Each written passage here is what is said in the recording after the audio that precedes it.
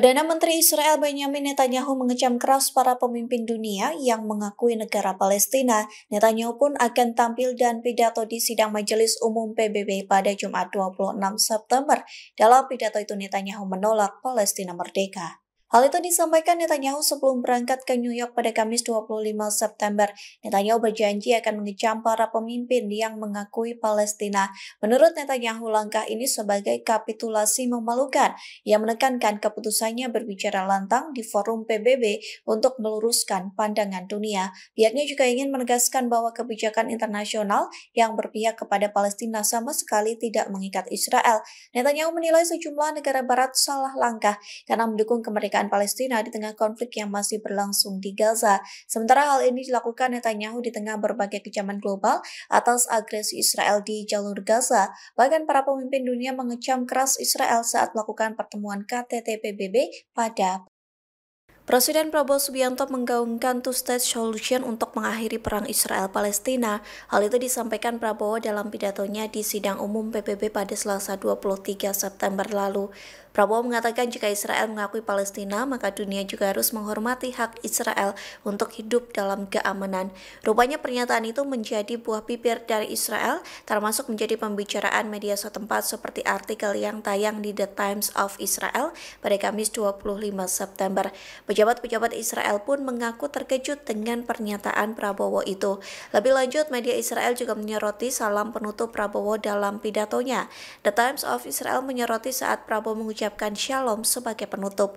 Media Israel menyoroti posisi Indonesia sebagai negara muslim terbesar di dunia, tapi tidak memiliki hubungan diplomatik dengan Israel. Terlebih penduduk Indonesia yang gencar menentang tindakan Israel terhadap penduduk di jalur Gaza. Sementara kata shalom merupakan bahasa Ibrani yang digunakan orang Yahudi. Selain The Times of Israel, media The Jerusalem Post juga menyoroti pernyataan Prabowo soal Indonesia akan mengakui Israel ketika Israel mengakui Palestina.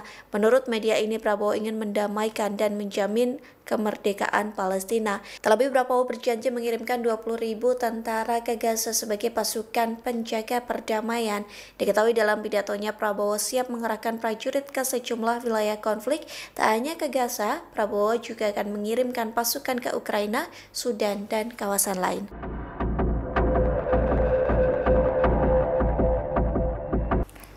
Israel menangkap seorang warga negara Amerika Serikat Israel yang dituduh menjadi mata-mata Iran. Adapun warga Amerika Serikat Israel itu diduga bekerja dengan intelijen Iran untuk melakukan misi pengumpulan informasi. Dikutip dari Anadolu, pria yang dituduh mata-mata itu bernama Yaakov Ber, berusia 49 tahun. Pihak berwenang Israel mengumumkan penangkapan Yaakov pada Kamis 25 September. Yaakov akan segera menghadapi tuntutan resmi karena diduga melakukan misi pengumpulan intelijen di Israel atas nama Tehran. Para penyidik mengatakan Yaakov pertama kali mendatangi kedutaan besar Iran di Maroko pada tahun 2017. Kedatangannya untuk mencari suaka bagi dirinya dan keluarga. Ia kemudian menerbitkan artikel-artikel yang mengkritik Israel di platform Iran setelah pemakaman pemimpin Hizbullah Hasan Nasrullah pada awal tahun 2025. Yaakov setuju bekerja sama dengan agen-agen Iran. Polisi mengklaim Yaakov kembali ke Israel pada Juli 2025 dan mulai menjalankan tugas-tugasnya seperti pengumpulan informasi tentang tokoh-tokoh penting, di antaranya mantan Kepala Militer Herzi Halevi dan Menteri Keamanan Nasional sayap kanan Itamar Ben-Gvir.